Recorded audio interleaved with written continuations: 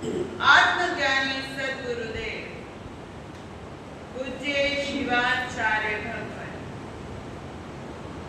परम श्रद्धेय परम ज्ञानी पूज्य गुरुदेव श्री जी एवं पूज्य गुरुजी जी महाराज के चरणों में भावबंधन नमन स्वीकार। आप सभी भव्य आत्माओं की भव्यता को मेरा प्रणाम स्वीकार। गुरु कृपा से जो कुछ भी सीख पा रहे हैं उसे कुछ देर आपके समक्ष रखने का प्रयास कर। धर्म प्रेमी बंधु, माताओं एवं श्रद्धाशील बहन, आत्मा अपने आप से मिलती है। जिस दिन आत्मा अपने आप से मिलती है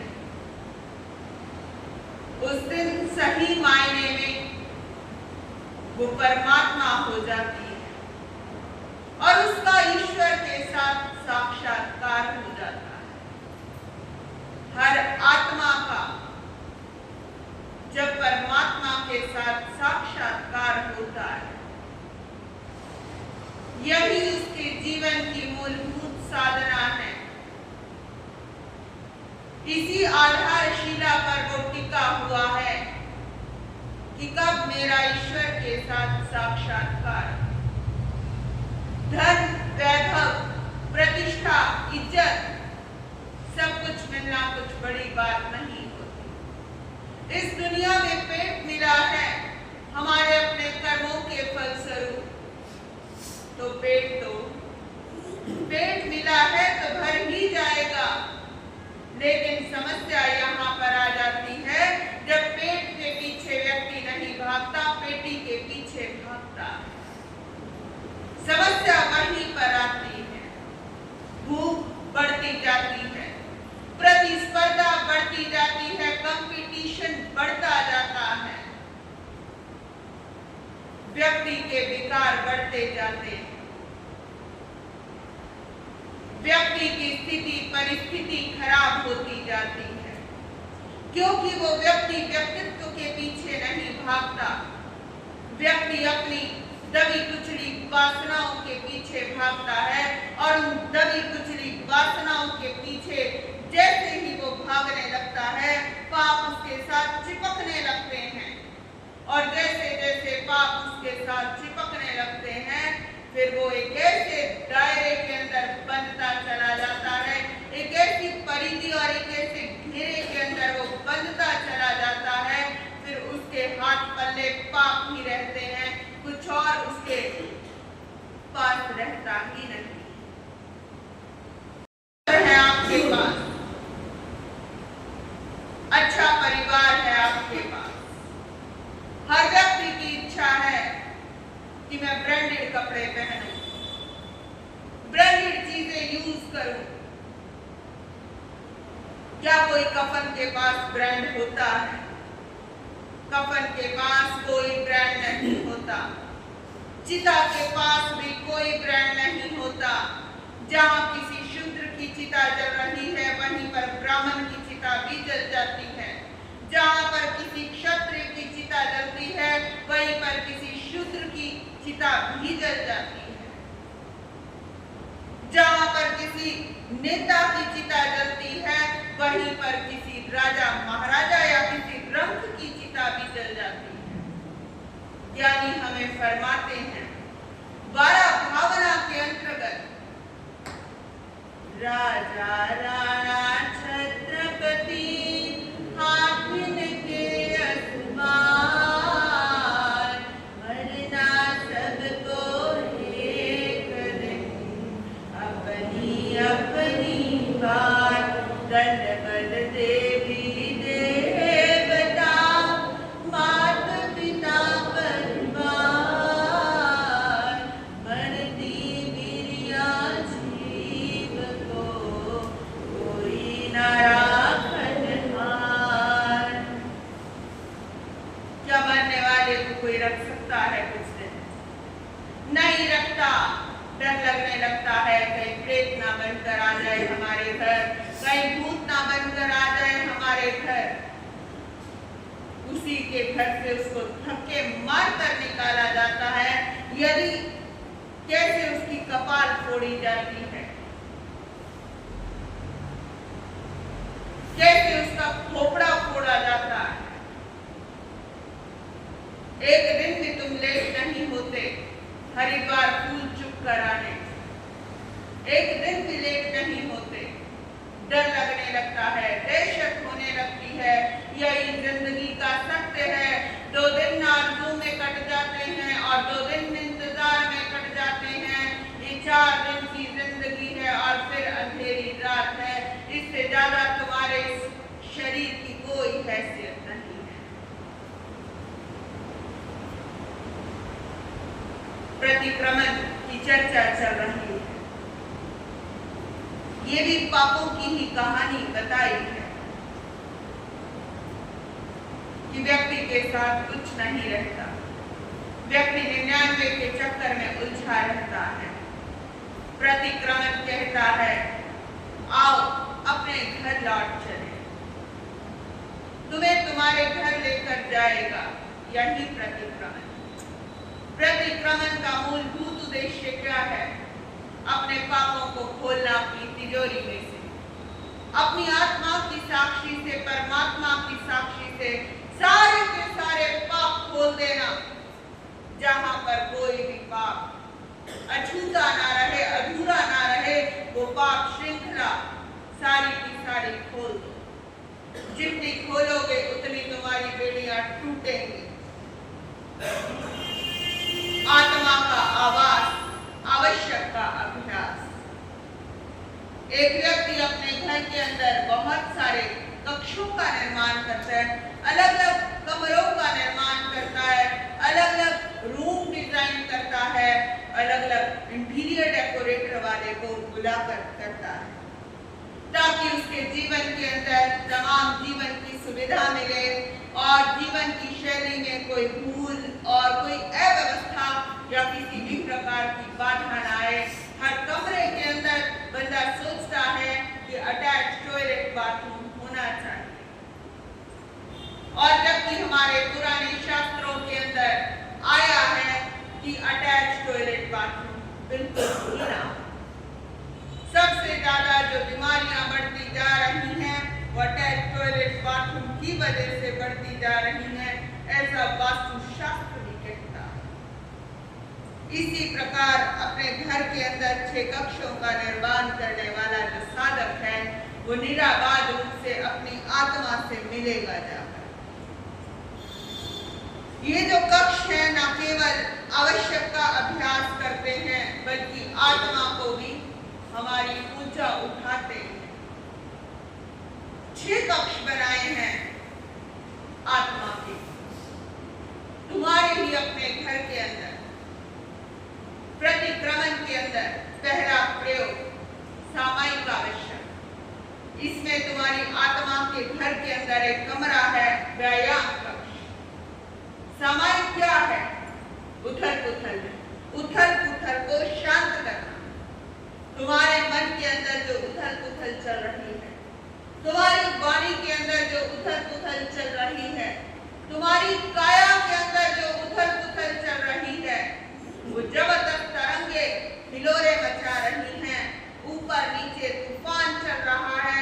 उस तूफान को शांत करने का नाम क्या है? सामायिक व्यायाम कक्ष। जैसे किसी जिम के अंदर जाकर या जो कोई फिटनेस पॉइंट होता है वहां पर आपके शरीर को साधा जाता है। ये आत्मा के घर के अंदर मन, वचन और काया तीनों को साधा जाता है। अगला चतुर्विंशति स्तर, ये सामायिक का दूसरा आवश्यक है। आत्मा के घर के अंदर इसका दूसरा कमरा बनाया गया है, स्वागत कक्ष। आपके घर के अंदर ड्राइंग रूम होता है ना, जहां पर आप अतिथियों का वेलकम करते हैं। अब कोई 24 तीर्थंकर आ रहे हो आपके पास, तो आप उन 24 तीर्थंकरों को कहां बिठाओगे? ड्राइंग रूम में बिठाओगे। आपके इस आत्मा के अंदर कहां पर ड्राइंग रूम है? आपके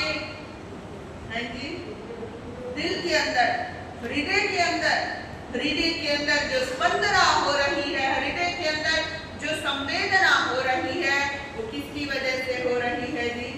आत्मा की वजह से वो संवेदना हो रही है। तो आपके दिल के अंदर किसको बिठाओगे?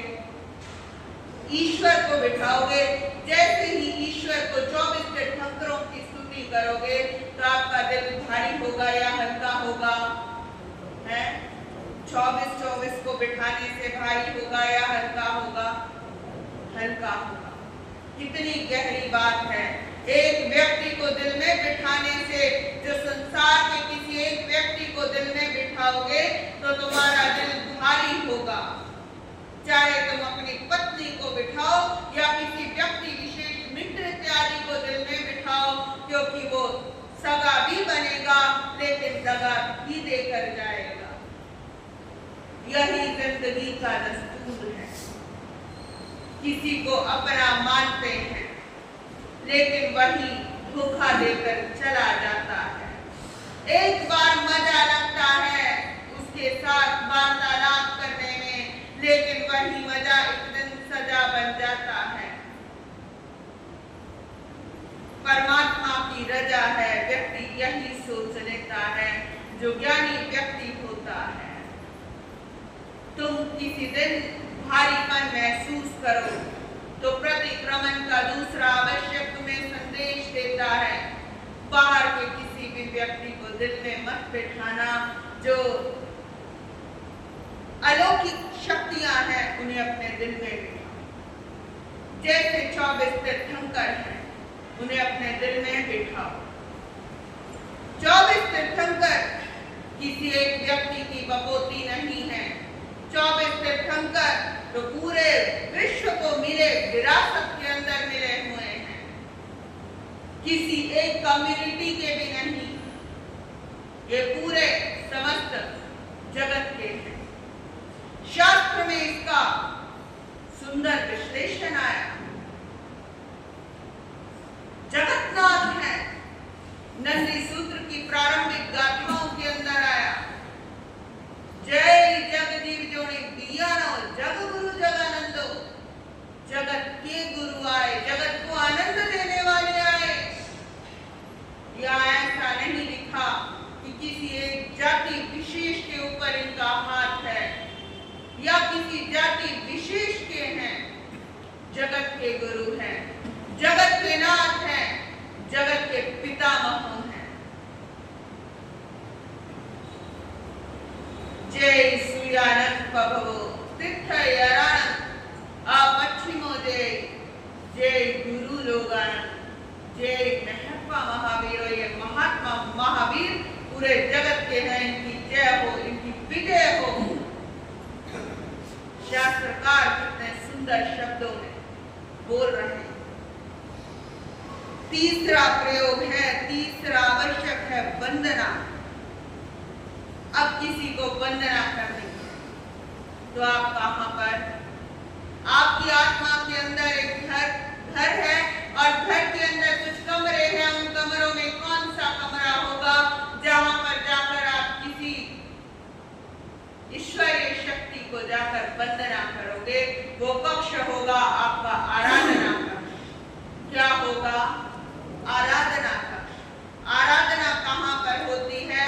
आराधना में थोड़ा दिमाग प्रयोग होता है, थोड़ा दिल प्रयोग होता है और उसी के साथ आत्मा जुड़ती है।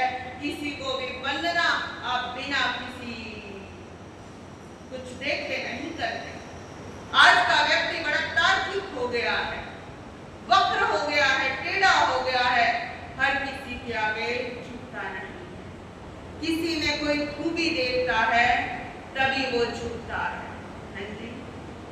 खूबी देखेंगे तभी तो झुकेंगे किसी के आगे। आराधना कक्ष के अंदर यानी आपके पूजा घर के अंदर जाकर ही आप किसी को वंदना कर पाओगे, पूज पाओगे। तो अपने घर के अंदर कौन कौन से कक्ष बनाने हैं? 6 कक्ष बनाने हैं। 6 कमरों से अधिक मत बना लेना। व्यायाम कक्ष जरूर बनाना, स्वागत कक्ष जरूर बनाना, आराधना कक्ष जरूर बनाना। उसी के बाद प्रति जैसे आप बाथरूम घर में बनाया जाता है, लॉन्ड्री एरिया बनाया जाता है, वॉशरूम बनाया जाता है, टॉयलेट बनाया जाता है, जहां पर बर्तन इत्यादि मांजे जाते हैं, वो हिस्सा बनाया जाता है। तो अब ज्ञानी कह रहे हैं जो प्रतिक्रमण है वो प्रक्षालन कक्ष के अंदर ही होता है। प्रतिक्रमण क्या है? आत्मा के घर में प्रक्षालन कक्ष है। ये जो आपका शरीर है ना, ये जो आपका शरीर है ना, ये आपकी जो देह है ना, इसके अंदर रहते हुए तुम आत्मा की यात्रा कर सकते हो। ये बर्तन है, ये बर्तन है, ये आपका जो ये आत्मा दिख रही है, ये बर्तन है। शरीर दिख रहा है, शरीर के अंदर छुपी हुई आत्मा है, ये बर्तन है। इस बर्तन को बार बार धोना पड़ता है। रोज नहाते हो, हैं जी, नहाते हो, रोज टॉयलेट जाते हो, अपनी कोई अपना कोई हिस्से के अंदर किसी प्रकार की गंदगी रह जाए तो शरीर अंदर ही अंदर खराब होने लगता है। क्या कोई टॉयलेट ना जाए ऐसा हो सकता है? पॉसिबल नहीं हो सकता। शरीर को क्लीन करना बड़ा इंपॉर्टेंट है, लेकिन इससे भी इंपॉर्टेंट ज्ञानी कहते हैं आत्मा को क्लीन करना। शरीर को क्लीन करना बहुत बड़ी बात नहीं, कुछ भी नहीं है। यदि तुम सही मायने में धार्मिक हो जाओगे तो तुम्हारे शरीर को क्लीन करने की जरूरत ही नहीं पड़ेगी। पुराना एक समय हुआ करता था जब संत तेज तेज आवाज के अंदर श्लोक इत्यादि पढ़ते थे, पंडित इत्यादि श्लोक पढ़ते थे। पहले समय में मुसलमानों की मस्जिदों से नमाज इत्यादि के लिए कोई माइक स्पीकर नहीं लगे होते थे। इतनी तेज बोलते थे कि उनके अंदर की जो कान की जो मैल होती थी वो बाहर निकलने लगती थी, बाहर गिरने लगती थी। तुम्हारी हवा को भी शुद्ध करते हैं तुम्हारी साधनाएं, तुम्हारे मन को भी पवित्र करती हैं ये साधनाएं, तुम्हारी वाणी को भी पवित्र करती हैं। इतना ही नहीं, तुम्हारी एक एक रोम राई को पवित्र करती हैं।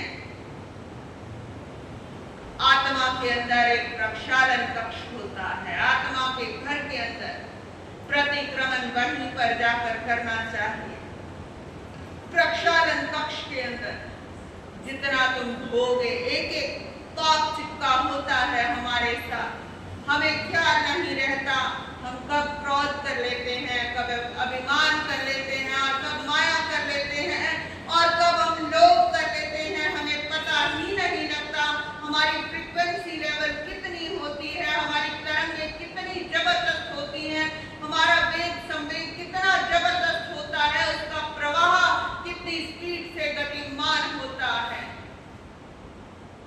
हमें ख्याल भर भी नहीं रहता।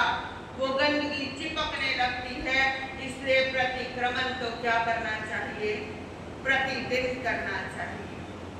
प्रतिक्रमण यदि प्रतिदिन करते रहोगे तो तुम्हारे भीतर मानसिक किसी भी प्रकार का तनाव नहीं रहेगा, मानसिक किसी भी प्रकार का कोई टेम्परेचर नहीं होगा, किसी भी प्रकार का कोई ताप संताप नहीं होगा। तुम्हारा जीवन आनंद और मंगल से बरसने लगेगा, गुजरने लगेगा।